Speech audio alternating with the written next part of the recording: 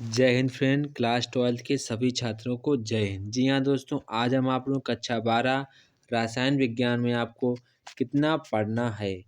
यहाँ पर 2024 यानी कि आपको 2024 के लिए कितना पढ़ना है, यानी कि अपने बोर्ड परीक्षा के लिए आपको कितना कितना सिलेबस पढ़ना है। ये सबसे इम्पॉर्टेंट बात है कि क्योंकि एनसीईआरटी पैटर्न ने नया सिलेबस जारी कर दिया है कि आपको किस में कितना पढ़ना है। तो यहाँ पर मैं आपको सब बताऊंगा कि आप किस में आपको कितना पार्ट का कितने नंबर का आएगा, और साथ में आपको किस किस पार्ट में कौन कौन सी हेडिंग पढ़नी है। तो यहाँ पर आपको सारी बातें यहाँ पर वीडियो में बताई जाएंगी, तो आपको वीडियो में कुछ भी स्किप नहीं करना है। तो यहाँ पर आपको ये रूपरेखा दी गई है, प्रश्न पत्र बनाने की योजना। तो यहाँ पर इसको आप कुछ नहीं करेंगे, सिर्फ और सिर्फ कुछ नहीं है। तो यहाँ पर आपको सबसे पहले नीचे आना है। तो यहाँ पर सबसे पहले यहाँ पर लिखा है, ये वेरी इंपॉर्टेंट है। इसको अगर आप समझ गए, इसको आप पूरा पूरा अगर दिमाग में आपने इसको बसा लिया, तो यहाँ पर आपने अपनी बोर्ड परीक्षा का यहाँ पर आपने 60% तो आपने अभी से तैयार कर लिया। अगर आपको इतना पूरा याद हो गया तो आप ये समझ लो, आप अपनी बोर्ड जब आप बोर्ड परीक्षा देंगे तो यहाँ पर आप 60% तो आपने अभी से तैयार कर लिया है। तो यहाँ इस बात मैं इसलिए कह रहा हूँ कि जो चीज़ है ये काफ़ी इम्पॉर्टेंट चीज़ है कि हमें किस चैप्टर से कितना पढ़ना है। जिसका वेटेज अधिक होगा हम उसी से अधिक पढ़ेंगे। जो चैप्टर में जो काफ़ी इम्पॉर्टेंट है वो आपको यहाँ पर बताएंगे किस चैप्टर से सबसे अधिक इम्पॉर्टेंट है। तो यहाँ पर जैसा कि हमारे चैप्टर हैं वो हमारे 10 चैप्टर हैं। हमारे जो केमिस्ट्री में कितने पार्ट हैं, केवल 10 पार्ट हैं। तो यहाँ पर आपको सिर्फ और सिर्फ यहाँ पर जो बिलियन चैप्टर है वो काफ़ी इंपॉर्टेंट है। यहाँ पे शुरुआत की जो 5 चैप्टर हैं वो आपके आगे की परीक्षाओं में, यानी कि आप जेई मेंस जो कि जेई मेंस से नीट एग्जाम देंगे उसके लिए भी काफ़ी इंपॉर्टेंट होते हैं। तो ये जो चैप्टर हैं, विलयन, वैद्युत रसायन, रासायनिक बलगत डी और एफ ब्लॉक के तत्व, उप संयोजन यौगिक, ये हमारे काफ़ी इंपॉर्टेंट चैप्टर हैं। तो अब हम देखिए, क्योंकि हमारा 70 नंबर का पेपर आएगा, तो 30 नंबर को जो आपका प्रैक्टिकल होगा, इसमें 70 अंकों का एक प्रश्न पत्र एवं 30 अंकों की प्रयोगात्मक परीक्षा होगी। न्यूनतम उत्तीर्ण आपको यहाँ पर 33 अंक आपको यहाँ पर ऐसा कुछ कहा गया है। इस पर आपको नहीं करना। साफ सीधी बात यह है कि आपका 70 नंबर का पेपर आएगा और 30 नंबर की आपकी यहाँ पर प्रैक्टिकल होगी। तो यहाँ पर आपके सारे नंबर कितने हो जाएंगे, तो आपका 100 नंबर का पेपर बन जाएगा। तो यहाँ पर जैसे कि हमारा पहला चैप्टर है भाई बिलियन। तो बिलियन में आपको क्या पढ़ना होगा, सबसे पहले यहाँ पर आपको पढ़ना होगा बिलियनों के प्रकार। क्या पढ़ना होगा, बिलियन के प्रकार आपको पढ़ना होगा। आपको पढ़ना होगा बिलियन के प्रकार। ठोसों के द्रवों में बने विलयन की सांद्रता को व्यक्त करना। गैसों के द्रवों में विलेयता। ठोस विलयन। अणु संघ गुणधर्म। वाष्प का आपेक्षिक अवनमन। राउल्ट का नियम। क्वथनांक का उन्नयन। हिमांक का अवनमन। परासरण दाब। अणु संघ गुणधर्मों द्वारा आणविक द्रव्यमान ज्ञात करना। असमान आणविक द्रव्यमान। वान हाफ गुणांक। तो यहाँ पर आपको विलयन में सिर्फ और सिर्फ इतना ही पढ़ना होगा।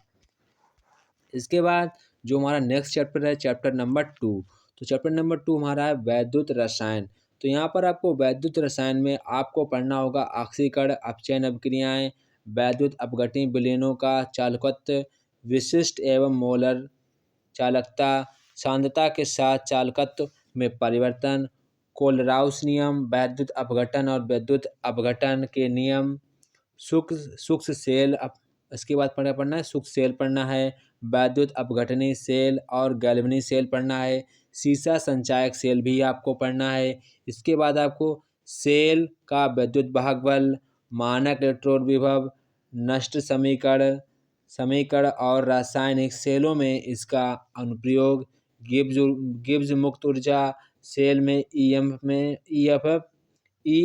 में परिवर्तन के मध्य संबंध, ईंधन सेल संचारण। तो यहाँ पर आपको सिर्फ और सिर्फ इतनी हेडिंग ही पढ़नी होगी। एनसीईआरटी बुक में सिर्फ आपको इतनी हेडिंग दी गई हैं, तो बस आपको सिर्फ और सिर्फ इतनी हेडिंग ही पढ़नी होंगी। इसके बाद हमारा चैप्टर नंबर 3। तो चैप्टर नंबर 3 में हमारा है रासायनिक बलगतिकी। तो ये हमारा काफ़ी इम्पोर्टेंट चैप्टर है, आपकी फ्यूचर के लिए भी और आपके 12th के लिए भी काफ़ी इम्पोर्टेंट है। तो यहाँ पर आप इस पार्ट को हल्के में नहीं लेना है, पहले से बता दे रहे हैं। इस पार्ट को आपको काफ़ी ढंग से पढ़ना होगा। यहाँ पर आपको चैप्टर नंबर 4 और 3rd चैप्टर आपको काफ़ी ढंग से पढ़ना होगा। तो हम आपको बता दे रहे कि चैप्टर 3 में आपको कितना पढ़ना है। यहाँ पर आपको पढ़ना होगा, अपक्रिया का वेग पढ़ना होगा, अपक्रिया वेग को प्रभावित करने वाले कारक पढ़ने होंगे जैसे कि सांद्रता, ताप, उत्प्रेरक, अपक्रिया की कोटि पढ़नी होगी और आपको आणविकता पढ़नी होगी, वेग नियम पढ़ना होगा और आपको विशिष्ट दर स्थिरांक पढ़ना होगा, समाकलित वेग समीकरण पढ़ना होगा और आपको अर्धायु केवल शून्य और प्रथम कोटि की अभिक्रियाओं के लिए, ये बात आपको ध्यान रखनी है, केवल आपको शून्य और प्रथम कोटि की अभिक्रियाओं के लिए पढ़ना होगा, ये आपको बात ध्यान रखनी है। इसके बाद संघट्ट सिद्धांत आपको पढ़ना होगा, प्रारंभिक परिचय, गणितीय विवेचना नहीं, सिर्फ आपको प्रारंभिक परिचय ही पढ़ना होगा। इसकी जो सूत्र है वो आपको तैयार नहीं करना, आपको सूत्र तैयार, वो साफ साफ लिखा गणितीय विवेचना नहीं, तो आपको सूत्र इसका तैयार नहीं करना है। इसके बाद आपको संकीर्ण ऊर्जा पढ़नी है, आर्हेनियस समीकरण, तो इतना ही आपको चैप्टर 3 में पढ़ना है। इसके बाद हमारा chapter number 4 D block, D और एफ ब्लॉक काफ़ी इंपॉर्टेंट चैप्टर हैं आपके फ्यूचर के एग्जाम के लिए और आपके बोर्ड एग्जाम के लिए, तो काफ़ी इंपॉर्टेंट हैं। तो यहाँ पर आपको डी यानी कि चैप्टर 4 में आपको क्या क्या पढ़ना है, आपको पढ़ना है सामान्य परिचय, यानी कि लगभग आपको डी और एफ ब्लॉक के बारे में कुछ ना कुछ आपको पता होना चाहिए। यहाँ पर आपको सबसे पहले क्या पढ़ना है, इलेक्ट्रॉनिक विन्यास, क्या पढ़ना है, इलेक्ट्रॉनिक विन्यास। इसके बाद आपको पढ़ना है संक्रमण धातुओं में, संक्रमण धातुओं के अभिलक्षण आपको पढ़ना है। इसके बाद आपको पढ़ना है संक्रमण धातुओं के मध्य प्रथम श्रेणी के गुणधर्मों में सामान्य प्रवृत्तियाँ, जैसे कि धात्विक लक्षण, आयनन एंथैल्पी, ऑक्सीकरण अवस्थाएं, आयनिक त्रिज्या, वर्ल्ड, उत्प्रेरकीय गुण, चुंबकीय गुणधर्म, अंतरकाशी यौगिक, मिश्र धातु बनाना, K2Cr2O7 और KMnO4 का विरचन और गुणधर्म, सिर्फ आपको इतना ही पढ़ना होगा, इससे अधिक आप कुछ भी नहीं पढ़ेंगे। यहाँ पर हमारे बोर्ड का यानी कि NCERT का पैटर्न है, तो सिर्फ और सिर्फ आपको इतना ही पढ़ना होगा।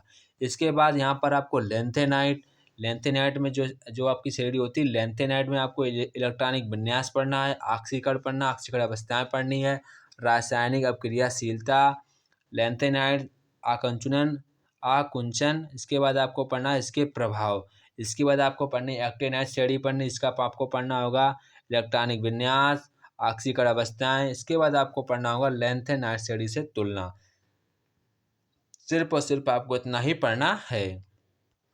इसके बाद कुछ हमारा चैप्टर नंबर 5 है उप सह संयोजन यौगिक, ये भी हमारा काफ़ी इंपॉर्टेंट चैप्टर है, तो यहाँ पर इसको भी आपको अभी से यानी कि जब पढ़ाया जाए तो इसको आपको काफ़ी अच्छे तरीके से तैयार करना है, क्योंकि आपके यहाँ पर काफ़ी बच्चे ये चैप्टर को छोड़ देते हैं, क्योंकि चैप्टर हमारा काफ़ी बॉन्ड से रिलेटेड है, तो यहाँ पर बॉन्ड कई बच्चों को समझ में नहीं आते हैं कि कौन सा बॉन्ड है, BBT थ्योरी क्या होती है, CFT थ्योरी क्या होती है, वो काफ़ी बच्चे यहाँ पर भूलने का प्रयास हो जाता है, क्योंकि चैप्टर हमारा काफ़ी डाउटफुल चैप्टर रहता है सभी बच्चों के लिए, तो यहाँ पर आपको इस चैप्टर को पहले से ही पढ़ना है अच्छे तरीके से, ताकि आपका बोर्ड में कोई भी डाउट ना आए।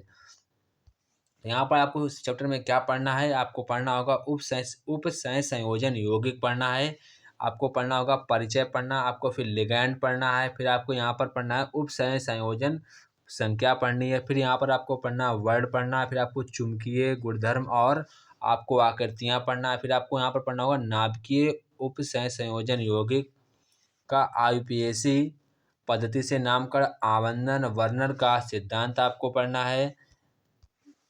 इसके बाद अब BBT और CFT संरचना पढ़नी है। इसके बाद आपको पढ़ना है त्रिविम समावयवता, धातुओं के निष्कर्षण, गुणात्मक विश्लेषण और जैविक निकायों में उप संयोजन यौगिकों का महत्व, तो यहाँ पर आपको सिर्फ और सिर्फ इतना ही पढ़ना है।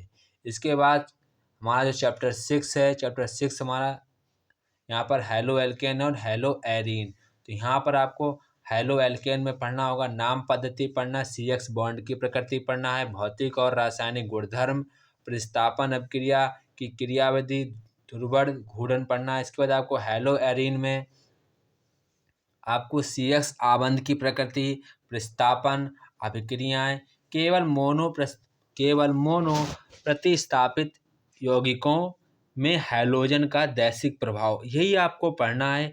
इसके बाद यहाँ पर कह रहा है डाइक्लोरोमेथेन, टेट्राक्लोरोमेथेन, आइडोफॉर्म, फ्रियोन और DDT के उपयोग में पर्यावरण पर प्रभाव। तो यहाँ आपको जितना मैंने आपको हेडिंग बताई है, सिर्फ और सिर्फ आपको हैलो एल्केन और हैलो एरिन में इतना ही पढ़ना होगा।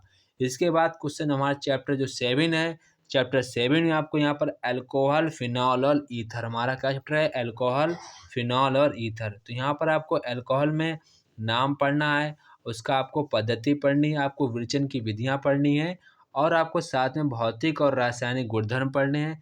केवल प्राथमिक अल्कोहल का, क्या साफ साफ लिखा है, केवल प्राथमिक अल्कोहल का। इसके बाद आपको द्वितीयक, प्राथमिक और तृतीयक अल्कोहलों की पहचान करना, निर्जलन की क्रियाविधि, मेथनॉल और एथेनॉल के उपयोग, यहाँ पर मेथेनॉल और एथेनॉल के उपयोग। इसके बाद यहाँ पर फिनॉल, फिनॉल में आप उसका नाम पद्धति पढ़ेंगे, विरेचन की विधियाँ पढ़ेंगे। इसके बाद भौतिक और रासायनिक गुणधर्म पढ़ेंगे। इसके बाद फिनॉल की अम्लीय प्रकृति, इलेक्ट्रॉन रागी, विस्थापन अपक्रियाएँ, फिनॉल से उपयोग, यानी कि फिनॉल के उपयोग आपको पढ़ने होंगे। इसके बाद ईथर, ईथर में आपको नाम पद्धति, विरेचन की विधियाँ यानी कि बनाने की विधियाँ। इसके बाद आपको यहाँ पर पढ़ना होगा भौतिक और रासायनिक गुणधर्म और फिर आपको पढ़ना होगा इसके उपयोग। क्या पढ़ना होगा, गुण यानी कि इसके ईथर के उपयोग। इसके बाद हमारा जो नेक्स्ट चैप्टर है, चैप्टर नंबर 8, यहाँ पर चैप्टर नंबर 8 हमारा है एल्डिहाइड। क्या है, एल्डिहाइड, एल्डिहाइड कीटोन कार्बोक्सिलिक अम्ल। तो एल्डिहाइड और कीटोन में आपको क्या पढ़ना है, नाम पद्धति पढ़ना है, कार्बोनिल समूह की प्रकृति, विरेचन की विधियाँ, भौतिक और रासायनिक गुणधर्म। इसके बाद आपको पढ़ना होगा नाभिक रागी प्रयोगात्मक, मतलब कि योगात्मक अभिक्रिया की क्रियाविधि। फिर आपको यहाँ पर पढ़ना होगा एल्डिहाइडों के अल्फा हाइड्रोजन की क्रियाशीलता का उपयोग, क्रियाशीलता, साथ में क्या पढ़ना है, इसका उपयोग भी पढ़ना होगा। इसके बाद कार्बोक्सिलिक क्या आता है, कार्बोक्सिलिक अम्ल क्या आता है, कार्बोक्सिलिक अम्ल में यहाँ पर आपको क्या पढ़ना होगा, नाम पद्धति, अम्लीय प्रकृति, विरेचन की यानी कि बनाने की विधियाँ आपको पढ़ना होगा। इसके बाद यहाँ पर आपको पढ़ना होगा बनाने की विधियाँ और भौतिक और रासायनिक गुणधर्म और उपयोग, ये आपको इतना ही पढ़ना है। इसके बाद हमारा चैप्टर 9, चैप्टर 9 एमीन, चैप्टर हमारा कौन सा है, एमीन। तो एमीन में आपको क्या पढ़ना है, एमीन की आपको नाम पढ़ना है, उसकी नाम पद्धति पढ़नी है आपको, फिर आपको पढ़ना होगा वर्गीकरण पढ़ना, क्या पढ़ना है, वर्गीकरण पढ़ना है, फिर आपको पढ़ना है संरचना, विरेचन यानी कि बनाने की विधियाँ आपको पढ़नी है, फिर आपको पढ़ना होगा भौतिक और रासायनिक गुणधर्म, उपयोग भी पढ़ने हैं, प्राथमिक और द्वितीयक तृतीयक अमीनों की पहचान करना, डाईएजोनियम रबड़, विरेचन, रासायनिक अपक्रिया, कार्बनिक रसायन में इसका संश्लेषणात्मक महत्व, सिर्फ आपको इतना ही पढ़ना होगा।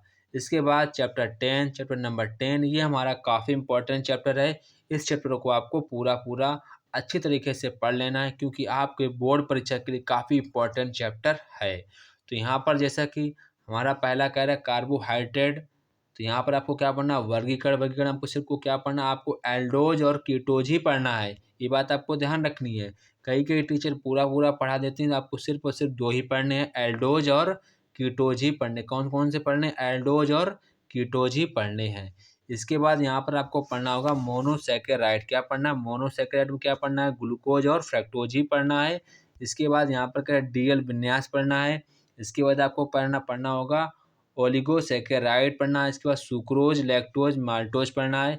इसके बाद आपको पढ़ना है पॉलीसैकेराइड, जो शर्करा होती है, पॉलीसैकेराइड में आपको पढ़ना होगा स्टार्च, सेलुलोज, ग्लाइकोजन, आपको इतना ही पढ़ना होगा। इसके बाद आपको प्रोटीन में आपको अमीनो अम्ल का प्रारंभिक परिचय, पेप्टाइड आबंध, पॉलीपेप्टाइड, प्रोटीन की प्राथमिक संरचना, द्वितीयक संरचना, तृतीयक संरचना और चतुष्क संरचना, केवल गुणात्मक परिचय इसकी दृष्टि से आपको पढ़ना होगा।